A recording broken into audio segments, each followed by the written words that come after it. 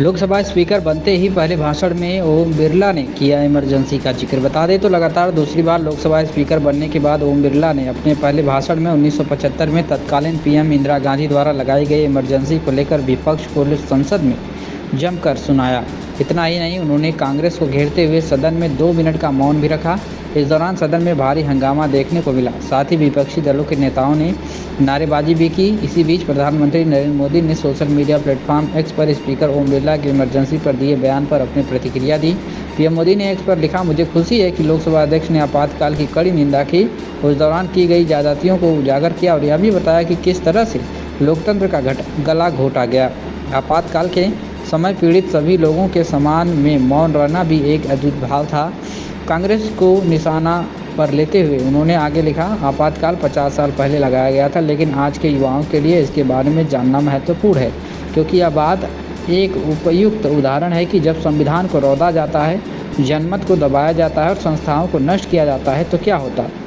आपातकाल के दौरान की घटनाओं ने एक तानाशाही का उदाहरण दिया है। दूसरी तरफ आपातकाल की 50वीं सालगिरह पर एनडीए नेताओं ने संसद के मकर द्वार पर विरोध प्रदर्शन और नारे भी लगाए। इससे पहले आपातकाल की 50वीं बरसी पर विपक्षी दलों के हंगामों के बीच लोकसभा ने सदन में निंदा प्रस्ताव पारित किया। लोकसभा अध्यक्ष ओम बिरला ने सदन में आपातकाल लगाए जाने के खिलाफ निंदा प्रस्ताव पेश करते हुए कहा कि ये सदन 1975 में देश में आपातकाल लगने के निर्णय की कड़े शब्दों में निंदा करता हूँ। इसके साथ ही हम उन सभी लोगों को संकल्प शक्ति की सराहना करते हैं जिन्होंने इमरजेंसी का पुरजोर विरोध किया, अभूतपूर्व संघर्ष किया और भारत के लोकतंत्र की रक्षा का दायित्व निभाया।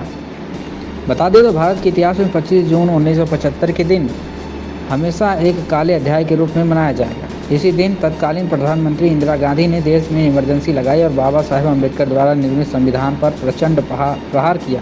उन्होंने कहा था कि भारत की पहचान पूरी दुनिया में लोकतंत्र की जननी के तौर पर है। भारत में हमेशा लोकतांत्रिक मूल्य और वाद संवाद का संवर्धन हुआ है, हमेशा लोकतांत्रिक मूल्यों की सुरक्षा की गई। उन्होंने हमेशा प्रोत्साहित किया कि ऐसे भारत पर इंदिरा गांधी द्वारा तानाशाही थोपी गई है। भारत के लोकतांत्रिक मूल्यों को कुचला गया है और अभिव्यक्ति की आज़ादी का गला घोंट दिया गया।